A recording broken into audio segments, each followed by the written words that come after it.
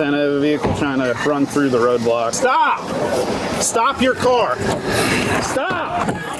Get out of the car! Get out of the car! Okay, I'm just trying to get the word! I didn't even get the word! A woman drove through the crowd in front of the police just so she can get to work. It is fascinating to see how idiotic some people are, and they always amaze me with how they're able to live with that kind of mindset. But as I was watching this police encounter, I see a possible underlying issue in the North American society that I really want to talk about, which is the lack of public transportation.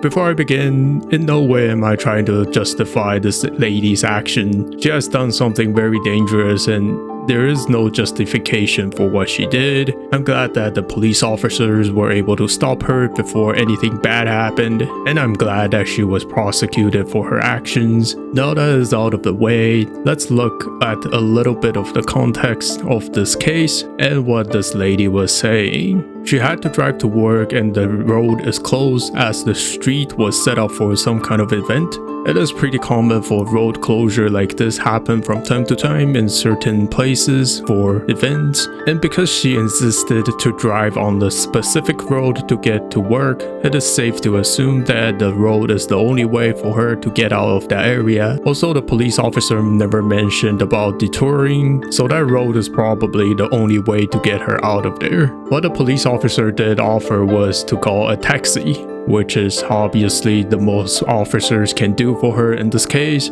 It's not like the officers have any obligations to get her to work. That is the lady's responsibility. Also, the police mentioned that the area had notifications about the road closures prior to this day, so it really seems like it is on the lady's fault for not preparing for this day. But sometimes people would miss notification like this, so I personally don't blame on the lady for missing that. However, this doesn't change the fact that the lady got into the position that she is in, where she cannot drive out on the closed road. For any average person, there are two options to get to work in this case. One is to call a ride from someone, whether that's a taxi, an Uber, or anyone they know that can give them a ride. The other one is just to call their workplace and say that they can't show up. As unfortunate as it is, you're already in a situation and you have to find a way out in a way that doesn't break the law, of course. And obviously this lady took the third option of driving through the crowd and she got arrested for it.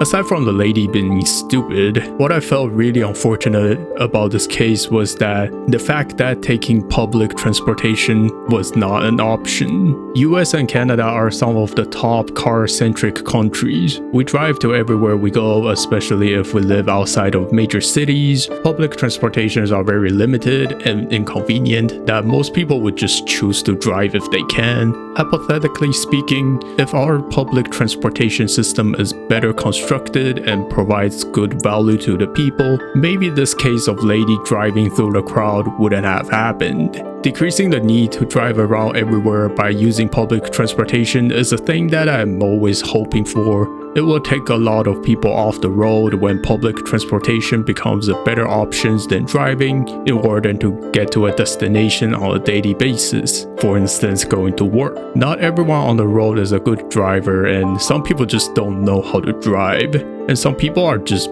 better off when they don't drive.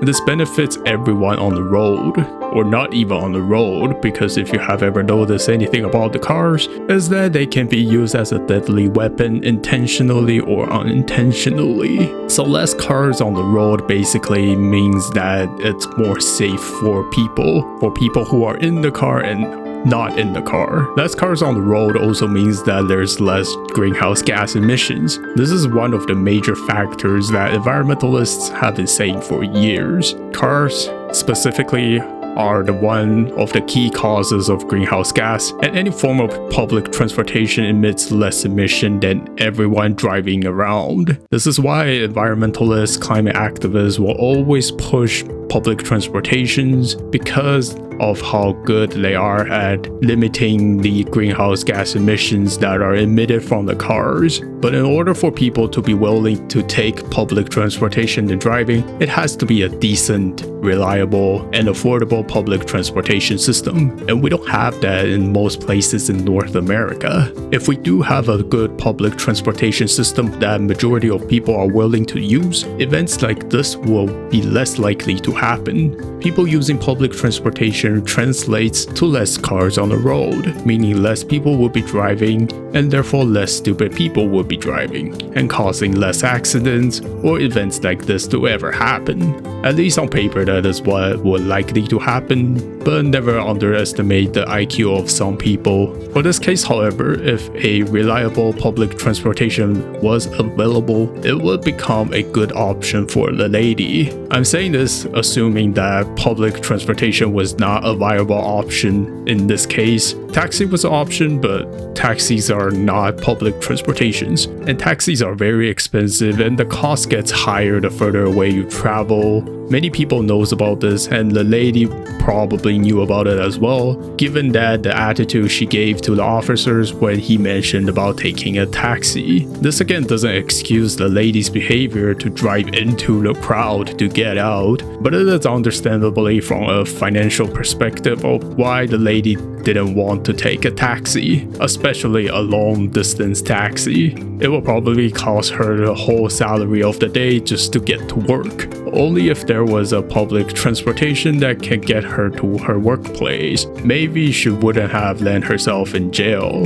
So what is the outcome of all these? The whole situation was done by a lady who was willing to risk the life of others just so she can drive to her work. There is no excuse or justification for any of her actions, but this also shows another factor that many people may not have noticed, which is the lack of public transportation to get people into different places without driving. The US and many car-centric countries all have the same issue of bad public transportation system, as everything is built around for cars. Most of the time, there is no alternative ways of moving around other than driving or being driven in someone else's car, creating a car-dependent society where once you don't have access to your car, you pretty much cannot go anywhere. If the lady had a choice of using a reliable public transportation, maybe she would have not been so insistent to drive to work to the point that she was willing to put everyone in danger. And none of this would have happened in the first place. I know this is like a best case scenario, and there are probably some other factors that make people wanting to drive to work, but I really just wanted to talk about the lack of public transportation in North America. That is pretty much it. Thanks for watching.